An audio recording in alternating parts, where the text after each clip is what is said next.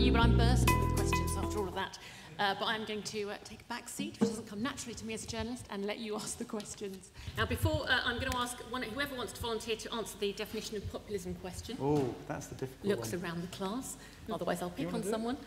Yeah, I just think that it's become an interesting default for everything that people see happening, as opposed to a comment that actually defines what's happening. I think it's become like a catch-all phrase when people can't explain what's happening in the circumstances of politics right now. They bring it down to a definition of something called populism. I actually think that Nando had some interesting insights on that. It's about a certain type, we describe it as rhetoric, a certain type of rhetoric, a certain type of campaign, a certain set of issues that we want to take a look at. I guess the objection that I have to it is that I think that there are campaigns many times that can be described as populist that aren't decisive.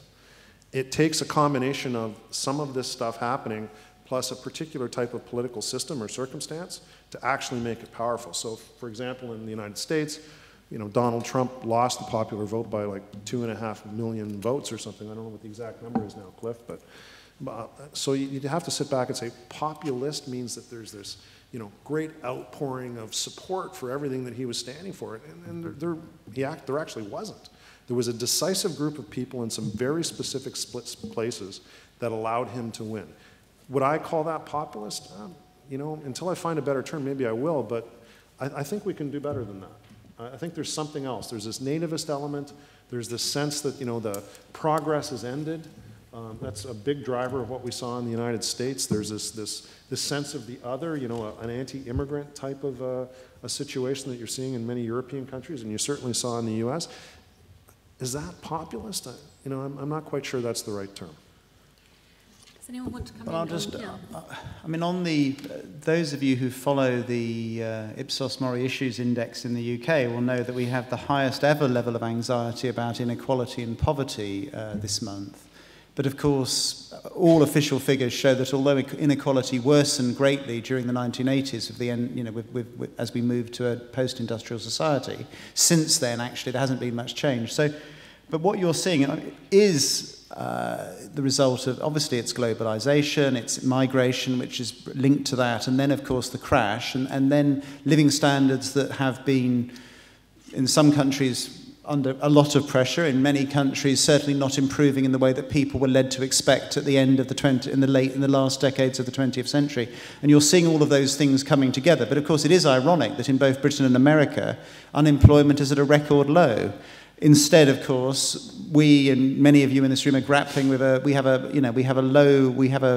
recovery which is about it's an in-work recovery, but it's still in-work. We still have a big challenge with in-work poverty and incomes not making. So we've got it's a different set of circumstances. So all of those things are there, but they aren't. If you read Steven Pinker or anybody else, actually we're better off. We have more stuff, etc., etc. But we don't feel it, and this is what what's interesting in both our commercial work and our politics work, what you're seeing, and I think one thing that populism is about, it's about emotion. It's not about the social democratic rational policies that we had until relatively recently. Instead, it's about emotion, it's about feeling, it's about style, and actually its relation to actual reality doesn't seem to matter quite as much. And with the internet giving us algorithms that give us more of what we like, all of these things seem to come together with a set of events, dear boy, that bring us to where we are. But it's not, I think we're still as a historian, I think we're still much too close to it to know if we've crossed some Rubicon and we're in some bold new age. We're probably not. But the dictionary definition, isn't it, of populism, as opposed to popularity, it's about channeling the wishes of the masses against the elite. The idea is of the elite being corrupt and somehow, dodgy is very important to populism. And that's, I think, what it ties in with something what you were saying about the system being broken. Yeah, I have a lot to say, but I won't talk that long. But brace yourself. No, to the specific question about is systems broken correlated with other sort of objective outcomes? Not necessarily. And this is to Ben's point. Actually, if you take the United States, there's a widespread belief that the system is broken, that America's on the wrong track. 67% of Americans believe that. But if you ask them personally how they're doing financially and economically, they're doing very well. And there is it wasn't the poorest who voted for Trump, was it? No, it wasn't. That's the point. And so the point is, at least in the U.S. context, let's talk about the U.S. context right now. The rationale is a little bit different. So I didn't vote for Trump because I need a job. I voted for Trump because America is a place where anyone who wants to work hard should get a job. The point is it's spiritual and cultural, not necessarily economic. That doesn't mean that economics isn't the precursor, the necessary condition, right? But ultimately it's not the sufficient condition. And just going to these, because this issue about system is broken is linked to, I believe, these sort of other 2 points, and more specifically to the definition of populism. I think it's thrown around. You're definitely right. Populism means versus the elites, the popular will being felt, being realized. But when we think of populism, especially from a pejorative standpoint, because many times when we say populism, something's populist, we're talking in pejorative terms. That concept came out of Latin America and understanding the populist regimes in Latin America. And there's a strong anti-institutional, strong leader component to the definition. Now, I don't like the definition of populism either. I think it's very vague and diffuse. But going back to the initial point, there's this sort of syndrome, whether we call it populism or something else, there's this belief that the system is broken. It could be broken or not for real. But there's a belief that it is. There's a belief that your country, the body that you identify with is slipping away.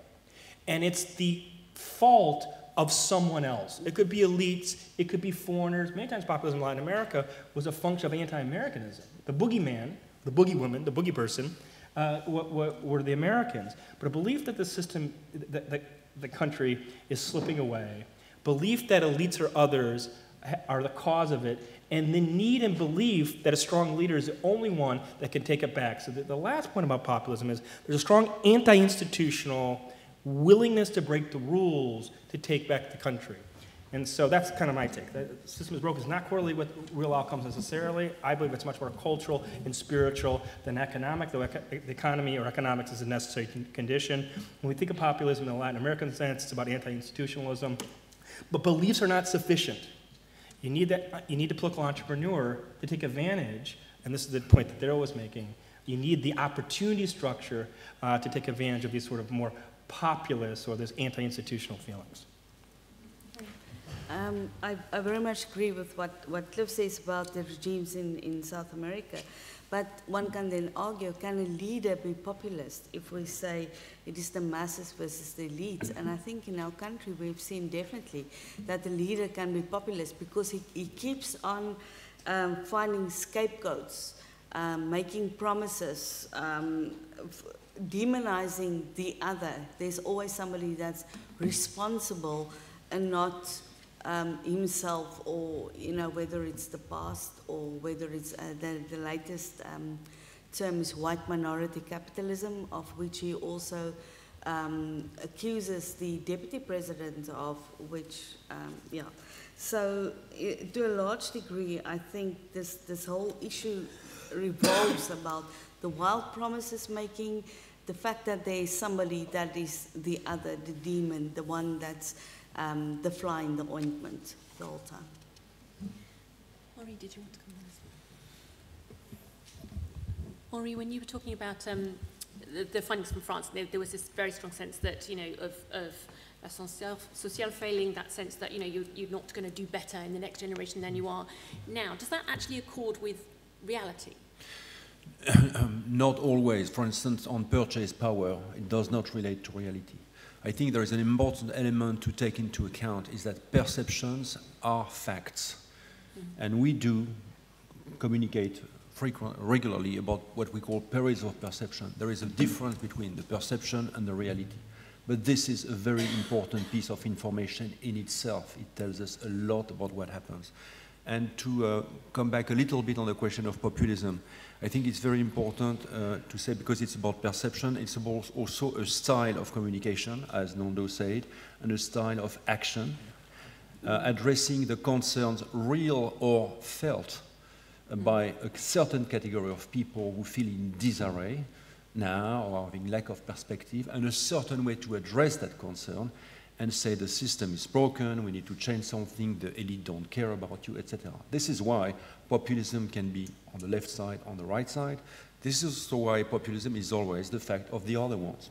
But I think I think Nando touched an important point about the tone, the style of the action and communication, not only communication but also action. And yes, it relates a lot to perception, and in particular to specific perceptions on a category of people within a given country, but not always related to reality.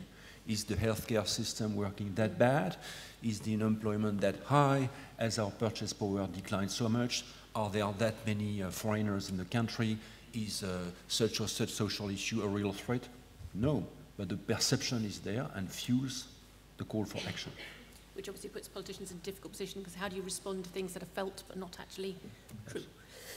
Nando, did you want to come in on this? Right, so 3 questions there. Firstly, from I'm sorry that you're feeling negative, gentleman in the middle, but do we have any positive, cheery, uplifting examples of populism making the world a nicer place? Do we think this is related to historical distance from past conflict and perhaps the last rise of populism in the 30s? I think it might be relevant there. What age groups we're talking about in terms of voters attracted to populist policies. And finally, apart from the question on devolutionism, which some of you might like to pick up, I'm sure you'd all love to tell us what comes next after this period that we're only just starting to understand now. So as one of those questions was for Darrell, I think I better come to him first. Oh, I like the term evolutionism. I think that could be something that's interesting. The problem is, usually when you're thinking of evolution, you're thinking of progress, and I'm not necessarily seeing what's going on right now as progress. You know, it kind of relates back to the question that was raised at the back when somebody said, Prince Charles said that we're forgetting some of the lessons of the Holocaust. It's a bit of a stark thought, but it's something worth pondering. So I don't know if it's evolutionary. It could be devolutionary. It might be going in the other direction. As far as something as positive in all of this, I think back to my Newton and the laws of physics, and every action continues in the same direction until it's intercepted by something else that changes its direction. And I think that if there's a positive that comes out of this, I think hopefully that people are going to see that politics matters. And the people who are opposed to some of the things that we're seeing out there are going to start thinking that maybe I do need to participate, maybe I do need to become politically active, maybe I do need to become informed, maybe I do need to vote, because if I don't, remember I mentioned before, there's political circumstances and situations that need to be combined with, for want of a better term, populism, that create these kinds of weird sorts of outcomes like we saw in the United States, we saw in the Brexit. We saw some things that, people are really sitting back right now and saying, is this the country that I want to have for the future? So maybe what it is an impetus for the other side to start getting itself organized and starting to take these things as seriously as the people who have been victorious over the last while. So if I could see a positive in this, I'd see maybe a more vigorous politics. And just to step back, one thing that I do see as really being under pressure right now is not the right, not the left, but the middle. That compromise that used to run so many countries, where there was kind of like an understanding among the people who did run the political system, maybe the elites if we want to look at it in a pejorative sense, that compromise that used to exist in many countries, even in a place like Canada, by the way, is starting to evaporate, and has evaporated a fair amount, where things are becoming starker choices between 2 different options, and that point of compromise is something that's being challenged. So I guess I would say that is, while I see people becoming more involved in politics, the outcome might be that compromise is affected in a negative way. Just out of interest, does anyone on the panel have a good word to say for populism? Can anyone think of a populist movement that has achieved something worthwhile and beneficial to the nation? Do you want to go? I'm not necessarily want to say a good word about populism, but the whole issue at the moment in our country, as I said just before I finished my talk, was about the fact that I think civil society is definitely increasing in popularity in our country, and there's really a realization, and that's the positive thing for me, is that there's a realization that we need to take our country back from the politicians. And amongst the young people specifically, there's a feeling that transcends all the barriers of race, of income, of all those things, that they say we are in this together, and the politicians are not doing a good job of it. So I think that's the positive thing for us. Yeah, you know, what was your question? Oh, yeah, because I have so many questions here. You can say what you like, but the I'll other say one everything. Can you think of anything Oh, he will. beneficial? Oh, beneficial. Yeah, that's right. This is the will of the people, the will of the masses. I have a attention span of a gnat. Sorry about that. Or maybe it's the awesome Italian wine. But you know, if you take the Latin American case, which I know well, while many of these societies, governments over-rotated in terms of heterodox policies that had long-term negative impacts, there was a lot of increased income inequality and social equality and social mobility. So that's a positive case. Okay, maybe long-term in Venezuela, you wrecked the economy, but you did distribute wealth. Maybe in Brazil, you over-rotated too much and you broke the bank in terms of the government budget. But you had widespread social mobility and a growth of the middle class. And that brings me to the point, thinking especially about the West, because really what we're talking about, for the most part, is the Western industrialized world, the Western industrialized democracies. This was my point initially when I was talking, that I believe the new supercycle is going to be about, in my lifetime, and I said this a number of times on record, I believe the rest of my professional lifetime, we're going to be talking about instability in the United States and Europe, not stability. But we have to, you know, think a bit about this. And this is, to what extent is this a corrective action to neoliberalism and to the fact that elites were not listening to the masses and were not delivering to their basic needs? To what extent is this a reaction to, in some ways, the weakening of the nation state and the general will, the general cultural orientation, not making a value judgment about it? But to what extent is it that? I think obviously these sorts of things, I'm an optimist long-term, a lot of these sort of populist swings are corrective actions. You know, there's nefarious side to many of these, both in Latin America, and that was pure economic populism. What I believe we're seeing in the Western world is cultural populism. There are obviously there's a negative, as I was saying, nefarious side, but to what extent are we seeing actually a corrective action in some ways too, longer term? And that's something to think about. Like, we can't see this all as negative. The will of people is not being realized in certain ways, and what we're seeing is actually, you know, in some ways, we're hearing that voice now.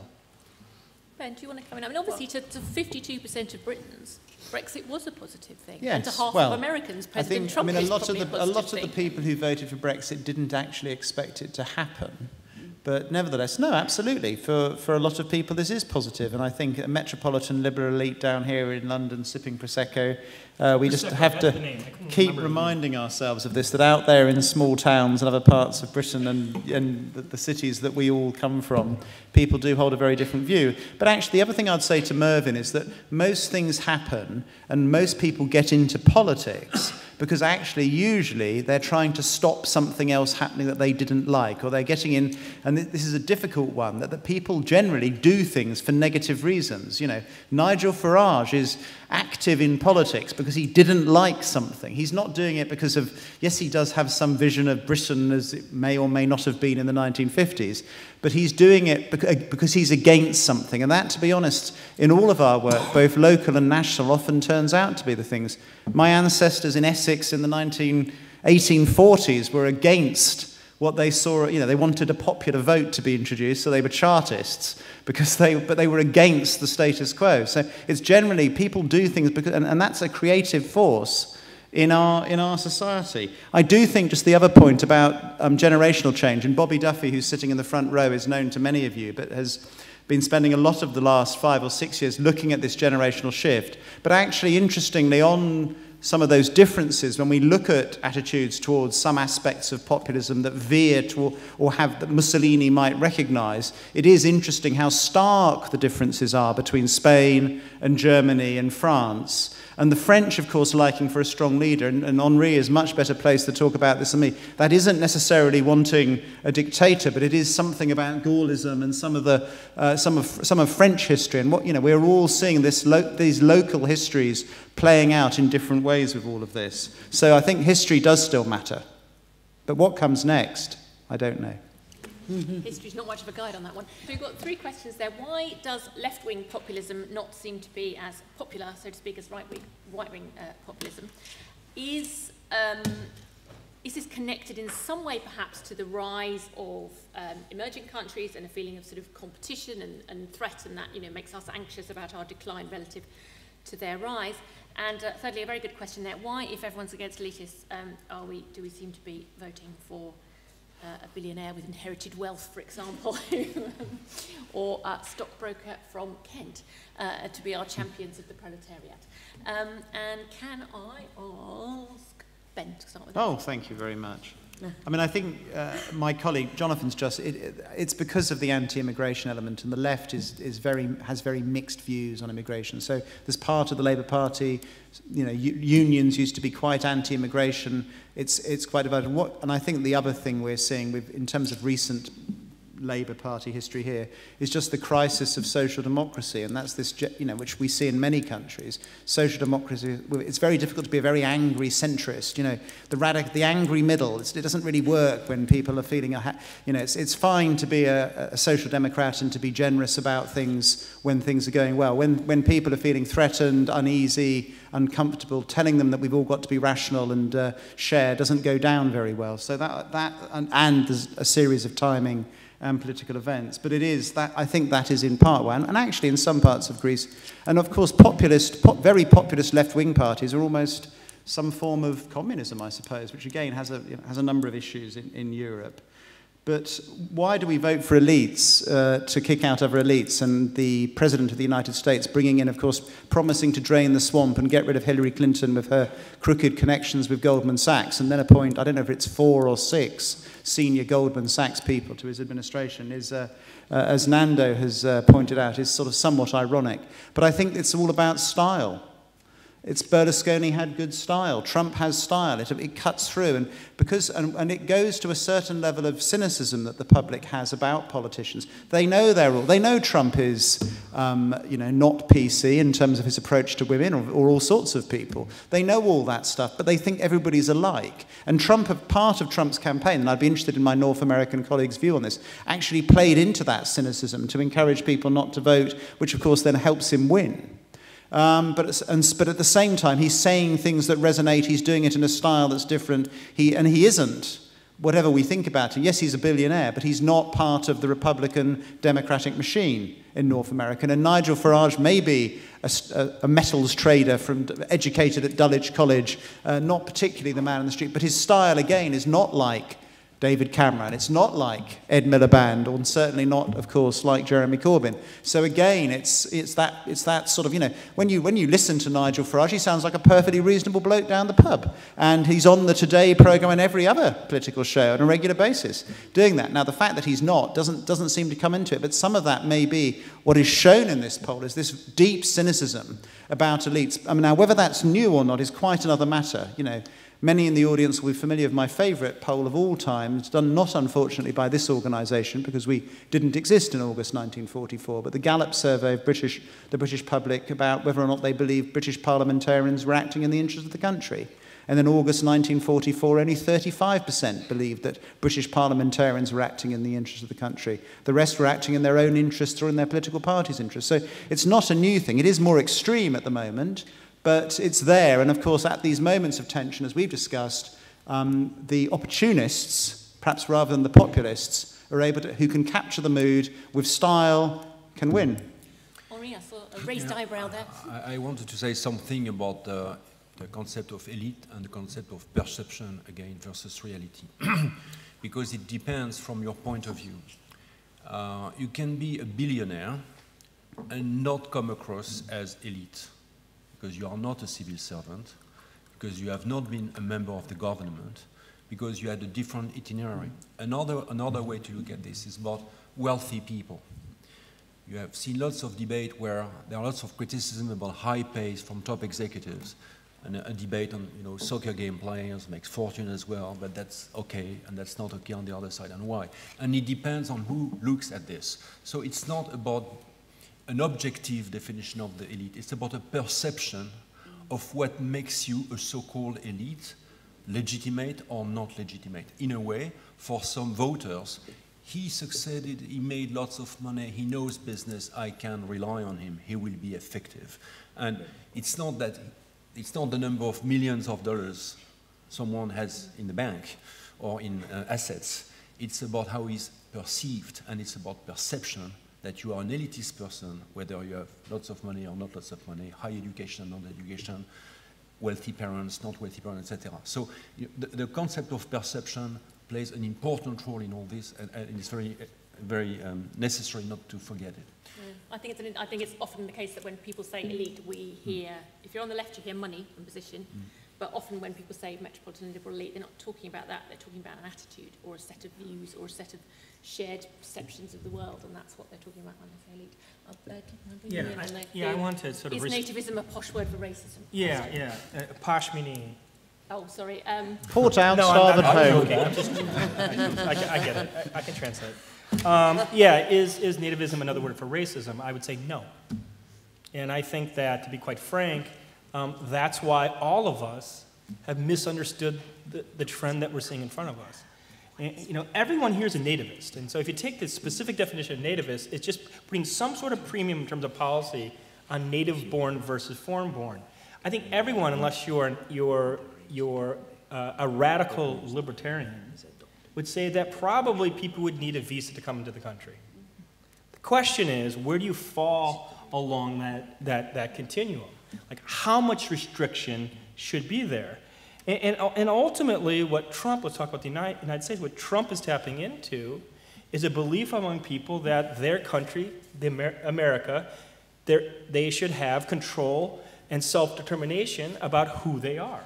And I give and this is where I go back to saying it's cultural, it's about identity politics. And I'll give a very, very sort of anecdotal example, but our quantitative polling and our qualitative polling in the US shows this over and over again. So my son, I have a number of children, my older son wrestles. And wrestling in the United States, at least, is kind of a working class sport. We don't live in a working class place, but it's a working class sport. I live in suburban Washington, D.C. I live in Maryland, actually, a very posh place. Relatively posh place, let's put it that way. When we go to a wrestling meet in Potomac, Maryland, where I live, everyone before the match stands up. They play the national anthem. Everyone stands. People put their hands on their heart. Now, it's very cosmopolitan, so we have a lot of foreigners. They're not American, but they're respectful.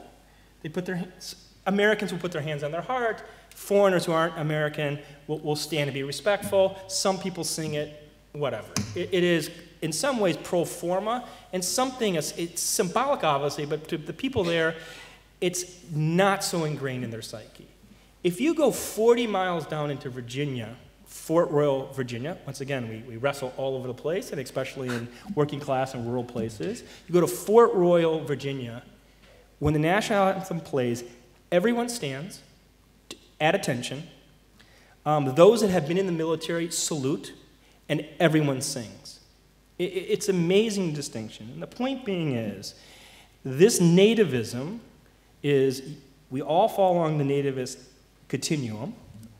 There's those that support Trump that want much more restrictions, those that don't, which want less. But for those that support Trump, it's about national identity and saying we have a right, we should have a voice about the sort of America we want. Now, I'm not making a value judgment here, and you could have a negative and pejorative view of that, but I would not classify nativism as racism. I think it's not the case specifically. It's not correlated with racist measures when you look at it specifically. And more importantly, from a conceptual standpoint, I think if we do that, we turn off our lenses and our eyes, and we don't understand what the other, in this case, those who support Trump, actually feel and believe. Thank you very much. Nando, did you want to come in on this? Just a few words about the last part of my speech. I think there is a risk, in Italy. The risk is that during the electoral campaign, traditional parties, instead of react in a strong way against the populism, are tempted to adopt in some way a populist style to increase their support or popularity. And I think maybe if all the political parties became populist, this means maybe the end of populism. That might be a way out. It's the most novel solution so far to populism that we found. I just wanted to bring you in, Marianne, this question about why isn't left-wing populism so successful? Because South African populism is not necessarily what we recognise as right-wing. No, it is definitely not right-wing populism, but it's also not left-wing populism. I do think on the political spectrum, the economic freedom fighters are definitely more on the left of the ANC, but there are parties to their left as well. And some of their claims are very radical, like some of their land claims, that it's not an issue in the country. If you ask people what are the biggest issues in the country, nobody will mention land, but they make it an issue. So I think a lot of the populist parties probably get something to hook their identity on, and they very much go for that, and they make all their messages about it, and they will drive that agenda very strongly. But to call it left-wing populism, I'm not comfortable with that. We could probably carry on all night along these themes, but with one eye on the clock, I'm afraid we have to stop here. But if you want to carry on the conversation, do head back downstairs where you probably started off with your reception. There is more drinks, more canapes, and certainly more ideas and more chat and more argument to be had. So thank you very much to all of our distinguished panel. Thank you very much to you for coming.